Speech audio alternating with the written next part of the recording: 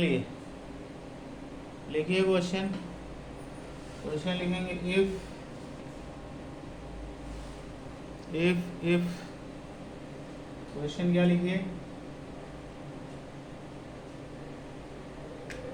Question लिखेंगे if 2x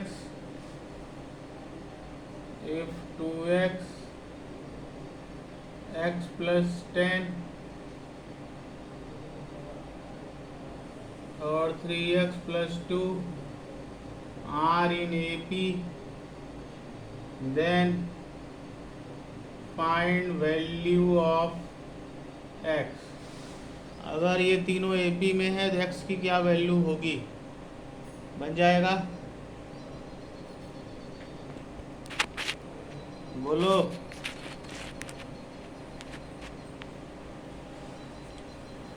अगर तीनों AP में है तो x की क्या वैल्यू होगी?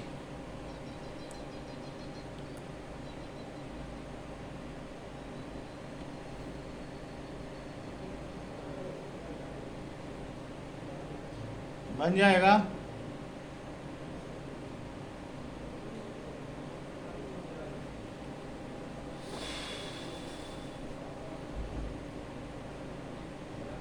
बनेगा? तुम लोग बोल ही नहीं रहे हो यार, बनेगा कि नहीं बनेगा? सर एक बार बता दीजिए। अरे 3 नंबर AB में है तो क्या पढ़ाया था मैंने? 3 नंबर आर इन AP, तो कॉन्सेप्ट क्या था? if 3 number are in AP तो कॉन्सेप्ट कुछ बताया था? बोलिए।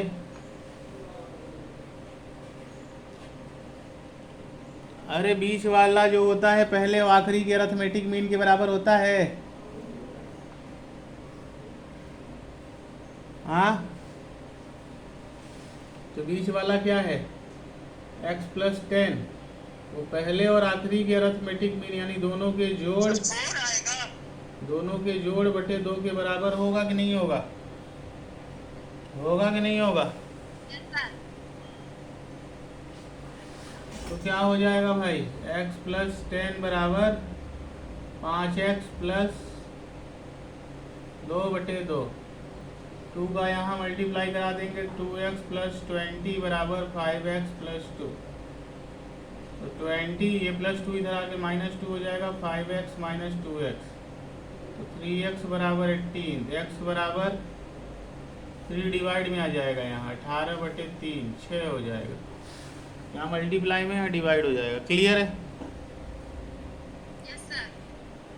एक तरीका ये है कि इसका डिफरेंस और इसका डिफरेंस बराबर होगा। एक इस तरह से भी कर सकते हो, AP में है तो, यानी x प्लस 10 में अगर हम 2x घटा दें, या एक नंबर ये 3x प्लस 2 में घटा दें x प्लस 10, तो दोनों वैल्यू बराबर आएगी कि नहीं आएगी?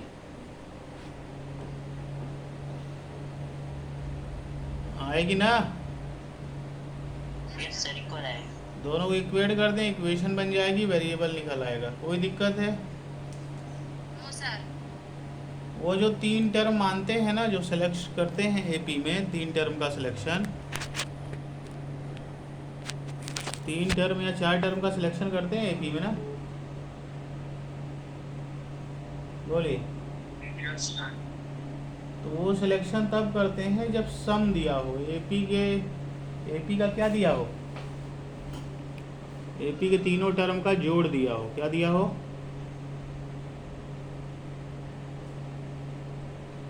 अगर AP के तीनों टर्म का जोड़ दिया है तो हम वो तीनों टर्म सेलेक्ट कर लेते हैं, A माइनस जी। तो सम दिया रहेगा तभी सेलेक्ट करना, ठीक है?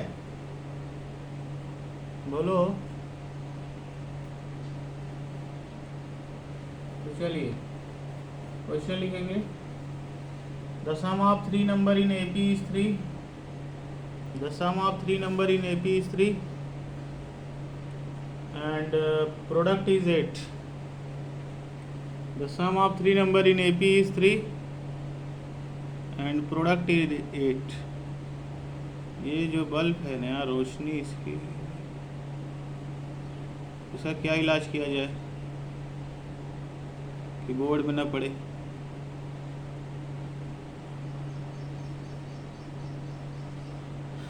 बोलो भाइयों। The sum of three number in AP is 3 minus 3. The sum of three number in AP is minus 3 and product is 8. And product is 8. Find the number. Find the number. 3 number का सम AP में -3 है और product 8 है, तो number बताइए। बन जाएगा? बन जाना चाहिए। बनने का बोलिए विद्यार्थियों। बन जाएगा?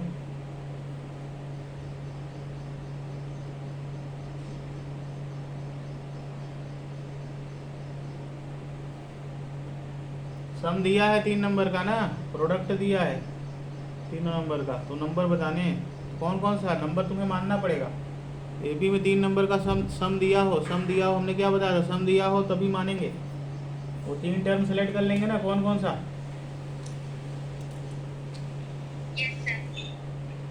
तो let the number be a minus d a and a plus d select कर लेंगे ना। तीनों नंबर सेलेक्ट कर लेंगे और सेलेक्ट करने के बाद तीनों का जोड़ दिया, ए माइनस डी ए और ए प्लस डी का जोड़ कितना दिया भाई, -3। तो तीनों का जोड़ जब दिया है -3, तो इससे क्या होगा, इससे फ़ायदा क्या मिलता है। देखो ये टर्म मानने से ये फ़ायदा मिलता है, ये -d ये प्लस डी कैंसिल हो जाता है और सीधे हमें ए की वैल्यू आ जाती है। किसकी वैल्यू आ जाती है, ए कितने ए हो जाता है, 3a = 3, ए की वैल्यू आ जाती है 3/3 = 1। तो हमें ए की वैल्यू मिल जाती है। किसकी वैल्यू मिल जाती है, ए की वैल्यू मिल जाती है। ए यानी पहला टर्म बड़े आसानी से मिल जाती है। नहीं समझे?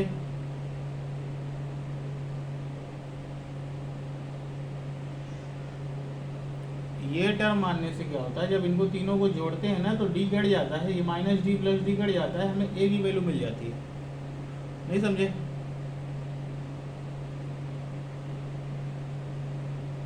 तो ये टर्म मानने से क्या होता है कि जब जोड़ा जाता है तो डी ये जो 2 वेरिएबल एक इक्वेशन में दिख रहे थे, तो 2 वेरिएबल हट के एक वेरिएबल दिखने लगता है। कितने वेरिएबल दिखने लगता है,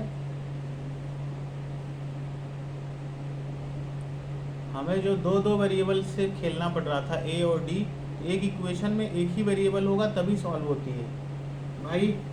x + 2 = 5 है, एक वेरिएबल है तभी नहीं सॉल्व होगा 5 - 2। बोलिए।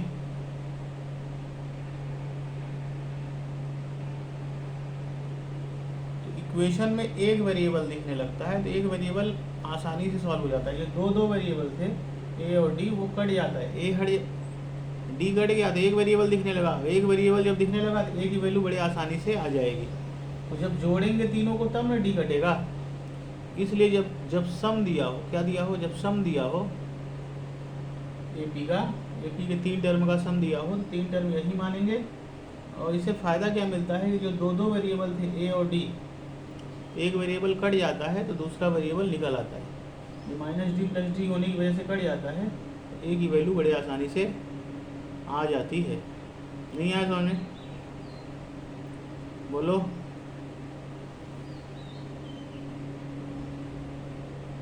बोलो भाइयों।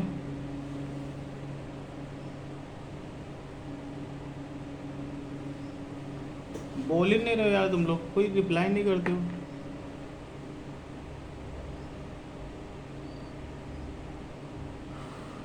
अमित कुमार आया समझ में?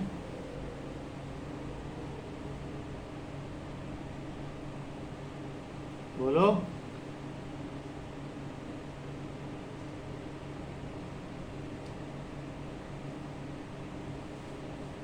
किसी को नहीं आया समझ में? ए की वैल्यू आ गई। अब प्रोडक्ट दिया है, तीनों का प्रोडक्ट। तो पहला नंबर क्या है? ए माइनस डी, दूसरा है ए और तीसरा है ए प्लस डी। तीनों का प्रोडक्ट कितना है? तीनों का प्रोडक्ट कितना है? सर ये जो नीचे लिखे हैं a-1 है, तो वो सर वो इक्वल टू ऊपर वाले नंबर के है, मतलब वो इक्वेशन को इसके लिखे हैं। a-1 है, हाँ। ए की वैल्यू आ गई ना?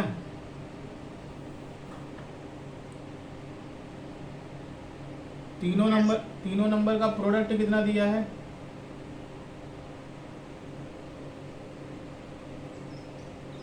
8। तो ए की वैल्यू रख दो -1 माइनस डी, फिर ये -1 और फिर -1 प्लस डी। हो गया ना? हो गया ना?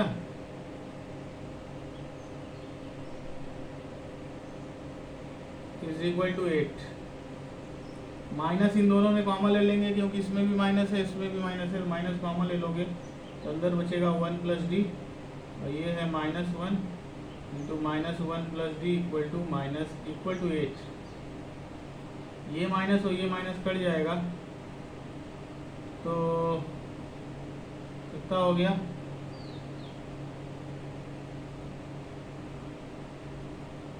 कितना हो गया? 1 plus d into -1 plus d is equal to 8। ये d प्लस 1 है और ये है d minus 1 is equal to 8। a plus b, a minus b क्या होता है? ये आगे पीछे लिख सकते हो आप, ये -1 उधर लिख दो, कोई समस्या नहीं है। a plus b, a minus b क्या होता है? A square minus b square. कितना हो गया? 8। डी स्क्वायर बराबर, ये -1 उधर जाके जुड़ गया, +1, तो डी स्क्वायर इक्वल टू 9। तो डी इक्वल टू √9। ध्यान देना, स्क्वायर हटता है तो दो वैल्यू एक्सेप्ट करता है। कितनी वैल्यू एक्सेप्ट करता है? स्क्वायर जब भी हटेगा दो वैल्यू एक्सेप्ट करेगा। तो क्योंकि ये ऐसे नंबर बताइए जिसका स्क्वायर ना हो, तो ऐसे नंबर कौन कौन से होते हैं भाई जिसका स्क्वायर ना हो? 3 और -3। तो जो पॉजिटिव वैल्यू होगी उसकी निगेटिव वैल्यू भी स्क्वायर को एक्सेप्ट करेगी। तो हम लिख देंगे d बराबर, जैसे स्क्वायर हटाते हैं सामने प्लस माइनस लगाते हैं। क्या लगाते हैं? क्योंकि रूट 9 की वैल्यू तो 3 आएगी। रूट 9 की वैल्यू कितनी आएगी? रूट हमेशा पॉजिटिव वैल्यू देता है, रूट निगेटिव वैल्यू नहीं देता। तो रूट तो 3 देगा, लेकिन स्क्वायर की वजह से वो दोनों वैल्यू एक्सेप्ट कर रहा था, निगेटिव वाली वैल्यू भी, इसलिए सामने हमने प्लस के साथ साथ माइनस वाली वैल्यू भी लगा दी है। नहीं समझे? बोलिए।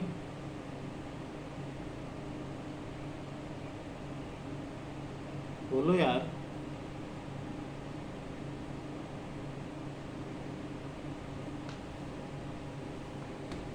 भागवत सुनते हो, बोलते कोई नहीं यार।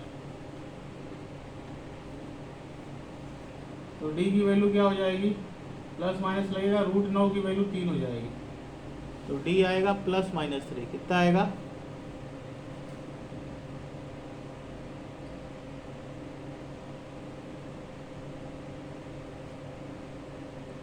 तो a की वैल्यू पता चल गई हमें कितनी?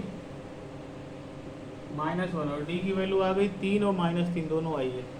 इससे 2 a की मिलेंगे। a की वैल्यू -1, d की वैल्यू एक बार +3 रखेंगे। a की वैल्यू 2 नहीं आई है, a की वैल्यू फिर से रखेंगे -1। d की वैल्यू 2 मिली है, तो एक बार +3 रखेंगे, एक बार -3 रखेंगे। तो एक बार +3, एक बार -3, और दोनों वैल्यू रख के हम सॉल्व करेंगे। क्या करेंगे? दोनों वैल्यू रख के सॉल्व करेंगे, मतलब वो AP के 3 टर्म निकालेंगे, वो नंबर निकालेंगे। तो 2 केस बनेंगे, इसको बोलेंगे केस नंबर 1 और इसको बोलेंगे केस नंबर 2। तो 2 केस बनते हैं, केस नंबर 1 और केस नंबर 2। ठीक है ना? 2 केस क्यों बने? क्योंकि d की वैल्यू 2 आई थी, एक प्लस में एक माइनस में। a की वैल्यू देखी थी, लेकिन d की वैल्यू 2 आ गई थी, तो इसलिए 2 केस बनाना पड़ा। वो नंबर हमें निकालने थे, तो वो नंबर कौन कौन से थे, उन नंबरों में अगर ए और डी की वैल्यू पता चल जाती तो हम आसानी से हम वो नंबर निकाल सकते थे। तो हमने ए और डी की वैल्यू निकाली है, वो नंबर निकालने जाएंगे, ए माइनस डी, ए और ए प्लस डी। इधर भी ए माइनस डी, ए और ए प्लस डी, वो तीनों नंबर निकालने जाएंगे। तो तीनों नंबर क्या होंगे, ए माइनस डी, ए और ए प्लस डी। इधर भी ए माइनस डी, ए और ए प्लस डी। ए कितना है -1, माइनस डी कितना है 3, ए कितना है -1 और डी, ए प्लस डी कितना हो जाएगा, ए की जगह -1 प्लस 3, ए की जगह -1, डी की जगह 3, ए की जगह -1 और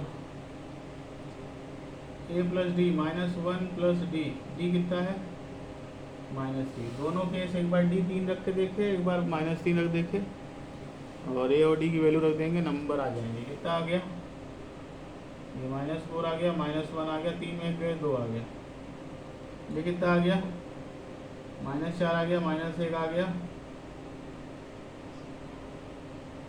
-1 -3 -4।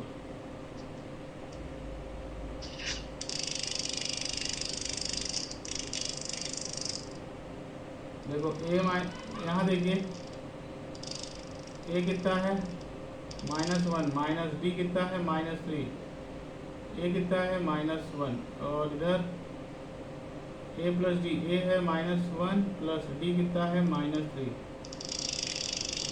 ये क्या कर रहे हो भाई, आवाज़ इसके यहाँ से आ रही, बंद करें, म्यूट करें उसको। तो -1 माइनस प्लस 3, -1 प्लस -3, -1 -3 कितना हो गया, 3 में गए 2, -2,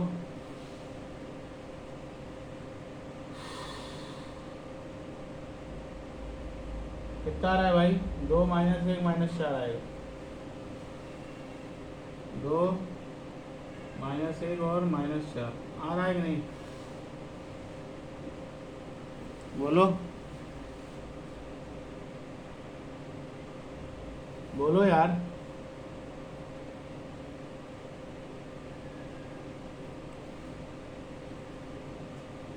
तुम लोग बोलते ही नहीं हो यार।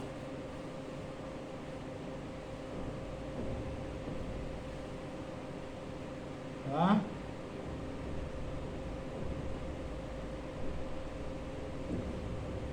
ना बच्चों,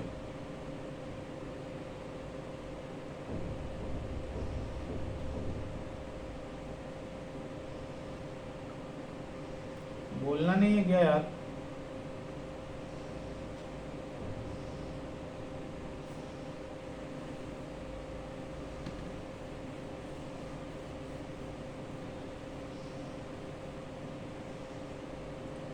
Find 4 numbers in AP whose sum is 20 and sum of whose square is 120। 4 number निकालिए जिनका जोड़ 20 है और उसके स्क्वायर का जोड़ 120 है। 4 नंबर निकालिए एपी में जिनका सम कितना दिया है, चारों का 20 नहीं 20 दिया है, और उन नंबरों के स्क्वायर का जोड़ कितना दिया है, 120।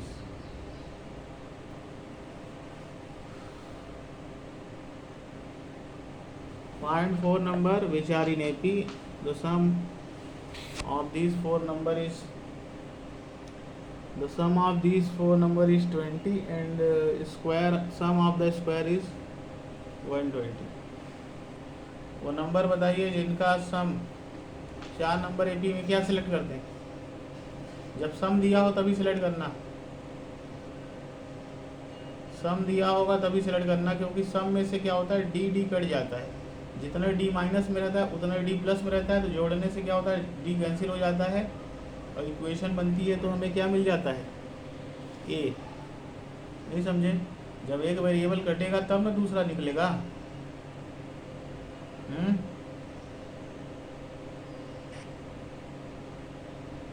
बोलिए। तो सम देने से क्या होता है कि अगर हम चारों को जोड़ते हैं तो अगर यहाँ -3D है तो अगले वाले में +3D होगा, और जोड़ने से माइनस प्लस कैंसिल हो जाएगा और ए की वैल्यू मिल जाएगी। तो ए की वैल्यू जैसे ही मिलती है तो दूसरी जो कंडीशन दिया रहता है प्रोडक्ट वाला, उसमें ए की वैल्यू रख देते हैं। तो दूसरे वाले से एक वैल्यू जब रख देते हैं तो डी की वैल्यू आ जाती है। जब ए और डी मिल जाता है हमें, तो हमें टर्म निकालने में आसानी हो जाती है। हम आसानी से टर्म निकाल ले सकते हैं। नहीं समझ में आया? बोलो। आ गया। तो जब भी ऐसा दिया रहेगा तो कर लेंगे हम लोग। चलिए, तो क्या माने? सर स्क्वायर का सम होगा सर 2 4 6 8 और सर नंबर। अरे सम नहीं निकालना है भाई, एपी के टर्म निकालने हैं। यस सर, स्क्वायर वाले होंगे सर 2 4 6 8। हाँ 2 4 6 8 आ रहा है, बिल्कुल सही बात। और डी की दो दो वैल्यू आएंगी, इसलिए उसका उल्टा भी होगा। जब डी निगेटिव लोगे ना तो इसका उल्टा आ जाएगा एपी का। 2 4 6 8 है तो 8 6 4 2 हो जाएगा, क्योंकि डी की वैल्यू अगर निगेटिव लोगे तो एपी घटती है, डी की वैल्यू पॉजिटिव ले लोगे तो एपी बढ़ती है। नहीं समझे? सर तो कौन कौन से नंबर लेंगे? चार्टो इवेंट टर्म का सिलेक्शन कर रहे हैं तो ए रहेगा क्या बीच में? नहीं रहेगा। कहाँ से चालू होगा? इधर रहेगा ए माइनस डी, और 2D का डिफरेंस रहेगा। 2D और घटा दो तो ये हो जाएगा A-3D, फिर ये हो जाएगा A प्लस डी, फिर A प्लस 3D। A+2D। अब ये 4 नंबर हो गए तो यहाँ लिख लेना लेट 4 नंबर भी, लेट 4 नंबर इन AP भी। ये अगर चारों का सम दिया है, कितना दिया है? चारों का सम कितना दिया है? 20 दिया है भाई। अब देखो इन चारों को जोड़ने से फायदा क्या मिला? यहाँ -D था, यहाँ +D था, कैंसिल। एक इक्वेशन में दो दो वेरिएबल है, इक्वेशन में एक ही वेरिएबल होना चाहिए। अगर इक्वेशन को सॉल्व करनी है तो एक वेरिएबल होना चाहिए। डी कट गया, -3D + 3D कट गया, कितने आ गया? 4A बराबर 20, ए की बराबर हो गया 4 पंचे, और ये मल्टीप्लाई में इधर जाके डिवाइड होगा। ए की वैल्यू 5 आ गई। ए की वैल्यू जैसे ही 5 आ गई तो क्या करेंगे? ए की वैल्यू 5 आ गई तो अब हमें डी निकाल लें तो चारों टर्म मिल जाएगा, क्योंकि हमारे जो 4 नंबर थे क्या थे? A-D, A-3D, A+D और A+3D। ये 4 नंबर थे, तो ए और डी मिल जाए तो हमें चारों नंबर मिल जाएंगे। देखो बोर्ड में मेरा कंट्रोल नेटवर्क प्रॉब्लम, तो ठीक। तो अब 4 नंबर ए, अब हमें क्या मिल जाए?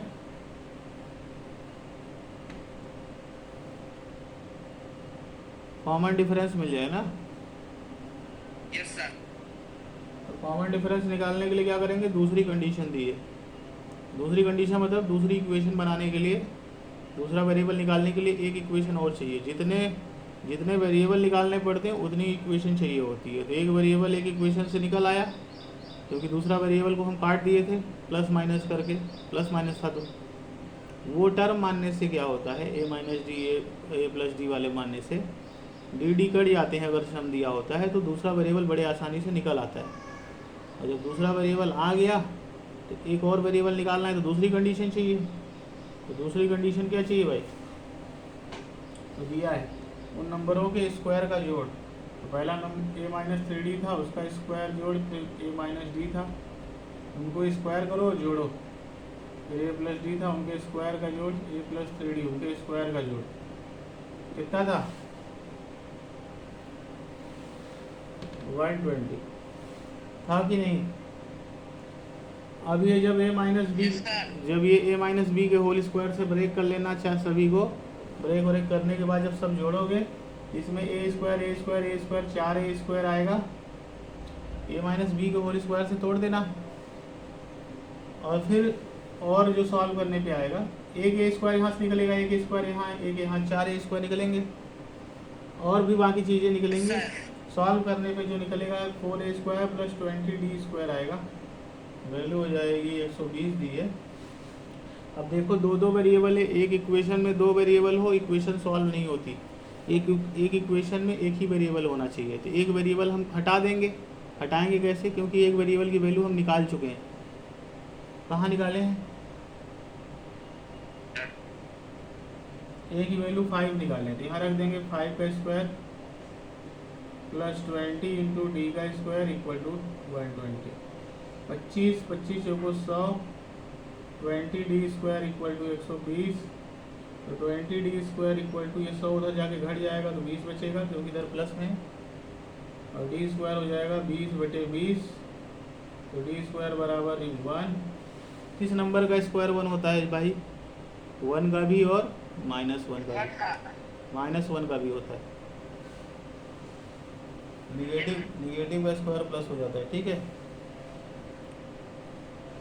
तो निगेटिव का भी स्क्वायर प्लस होता है, तो ये वैल्यू हो जाएगी 1 और -1। इसलिए हम बोल देते हैं जब स्क्वायर हटा के रूट लगाते हैं, रूट 1 ही आएगा। ध्यान देना, रूट निगेटिव वैल्यू नहीं देता है, लेकिन क्योंकि स्क्वायर हटा था इसलिए सामने क्या लगेगा, प्लस और माइनस, क्योंकि जो पॉजिटिव वैल्यू एक्सेप्ट करता है रूट और स्क्वायर उसका निगेटिव वैल्यू भी एक्सेप्ट करने को तैयार हो जाता है। स्क्वायर इसलिए जब हटाते हैं तो जो रूट 1 की वैल्यू 1 आ रही थी उसकी निगेटिव वैल्यू भी लेगा, वो निगेटिव वैल्यू भी लेगा, इसलिए क्या लगा देते हैं, माइनस। क्या लगा देते हैं, इसलिए प्लस माइनस लग जाता है। रूट निगेटिव नहीं देता, वो निगेटिव क्यों लगा, स्क्वायर हटाए थे, स्क्वायर निगेटिव वैल्यू भी एक्सेप्ट कर रहा था। रूट 1 था, रूट 1 देता, लेकिन क्योंकि स्क्वायर हटा रहे थे तो वो निगेटिव वैल्यू भी उसका एक्सेप्ट कर रहा था, इसलिए माइनस भी लगा दिए। प्लस तो था ही, माइनस भी लगा दिए। नहीं समझ में आया, तो प्लस -1। इसका मतलब जब हम +1 रखेंगे तो इंक्रीजिंग एपी बनेगी, और उसी की अब वैल्यू तो वही है, 1 ही है, एक में प्लस एक माइनस है, तो माइनस रखने से हमारी एपी डिक्रीजिंग हो जाएगी, उसी के उल्टे नंबर आ जाएंगे। तो एक ही, तो दो केस बनेंगे, हमें चारों नंबर निकालने थे, तो हम बनाएंगे केस नंबर 1 और फिर दूसरे बनाएंगे केस नंबर 2। केस 1 में क्या करेंगे, डी को पॉजिटिव लेंगे, ए तो दोनों में वही है, ए की वैल्यू कितनी आई थी 5, और डी की वैल्यू क्या आई है, डी की वैल्यू क्या आई है 1, और ए की वैल्यू वही रहेगी दूसरे केस में, क्योंकि ए तो नहीं चेंज हो रहा है, और डी की वैल्यू -1।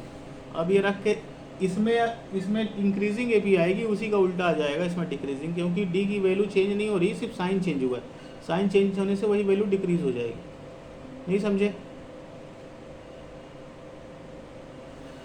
तो पहला नंबर है a - 3d, फिर a - d, फिर a + d, a + 3d, और यहाँ हो जाएगा, यहाँ पे भी वही रहेगा, बस d की वैल्यू यहाँ -1 रख देंगे, a - d, a + d, a + 3d, और यहाँ रख देंगे a है 5 - 3 × 1, 5 - 1, 5 + 1, 5 + 3 × 1, यहाँ 5 - 3 × -1, 5 - -1, 5 + -1, 5 + 3 × -1, कितना हो गया, 5 - 3 2, 5 में 2 4, 6 8, 2 4 6 8, यहाँ उल्टा हो जाएगा, 8 आएगा पहले, ये minus minus plus, 5 3 8, minus minus plus, 5 6 6, 8 से 4 2 आ जाएगा, ठीक है। 5 में गए 4, 2 में गए 2। नहीं समझ में आया, नहीं आया, आ गया सर। तो एक में इंक्रीजिंग एपी, एक में डिक्रीजिंग एपी। जब डी पॉजिटिव वाला लेंगे तो इंक्रीजिंग, और डी निगेटिव लेंगे तो पॉजिटिव, इंक्रीजिंग। डी निगेटिव में डिक्रीजिंग, क्या, जब डी निगेटिव लेंगे डिक्रीजिंग, जब डी पॉजिटिव लेंगे तो इंक्रीजिंग। क्लियर है, यस सर। कहीं कोई दिक्कत है,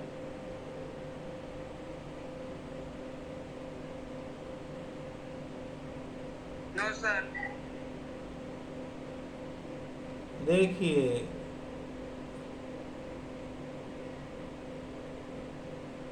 आप, सर कौन सी बुक से? ये आर डी शर्मा का क्वेश्चन था, एग्जाम्पल्स थे, तो आप किसी बुक से लगाएंगे आपको क्वेश्चंस बनेंगे। क्लियर है? Yes sir. Yes sir. आप देखिए, आप रेफरेंस के तौर पे आर डी शर्मा रख लीजिए, है ना, और आर डी शर्मा के क्वेश्चन लगाइए, एन सी आर टी के भी लगाइए, आपसे क्वेश्चन बनेंगे, है ना। सर रेफरेंस रखना इम्पोर्टेंट है कि सर बुक से भी हो सकता है? देखिए क्या होता है कि जब ज़्यादा क्वेश्चन लगाएंगे, रेफरेंस लगाने से क्या, रेफरेंस रखने से क्या फ़ायदा मिलता है कि हमें जब मैक्सिमम क्वेश्चंस लगाते हैं उसमें बहुत सारे क्वेश्चन मिलते हैं, वैरायटी ऑफ क्वेश्चन मिलते हैं, अच्छे अच्छे लेवल के मिल जाते हैं, तो हमारा दिमाग खुलता है, जो ब्रेन है ना, वो ब्रेन, यस सर। उसमें प्रैक्टिस होती है तो हमें कॉन्फिडेंस डेवलप होता है। क्वेश्चन तुम लगा दोगे लिमिटेड तो कॉन्फिडेंस नहीं आता है, नहीं समझे। यस सर समझ गए। तो ताकि एग्ज़ाम देते समय क्या हो, कॉन्फिडेंस हमारा बना रहे, कॉन्फिडेंस डाउन ना हो, इसलिए हम रेफरेंस वगैरह के भी क्वेश्चन लगाते हैं, नहीं समझे। एग्ज़ाम के दिन हमें समस्या ना आए। कम क्वेश्चन लगाओगे तो उतना कॉन्फिडेंस दिमाग नहीं खुलेगा, दिमाग जवाब नहीं देगा नए क्वेश्चन देखने का, फिर लगेगा इससे बाहर का कहीं आ जाएगा तो हम क्या करेंगे। इसलिए हर तरह के क्वेश्चन देखना ज़रूरी है, ताकि किसी तरह का क्वेश्चन आए हम उसको सामना करने के लिए तैयार रहें, नहीं समझे। यस सर समझ गए। इसलिए हम लोग को रेफरेंस वगैरह बुक देखने की ज़रूरत पड़ती है। इस इसलिए हमें किसी एक पर्टिकुलर बुक पे फोकस नहीं करना चाहिए, ठीक है। Yes sir. हाँ, तो इसलिए हम बहुत सारे बुक्स के क्वेश्चन करा देते हैं ताकि आपको,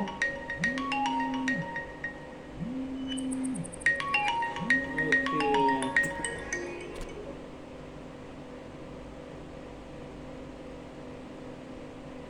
चलिए ठीक है।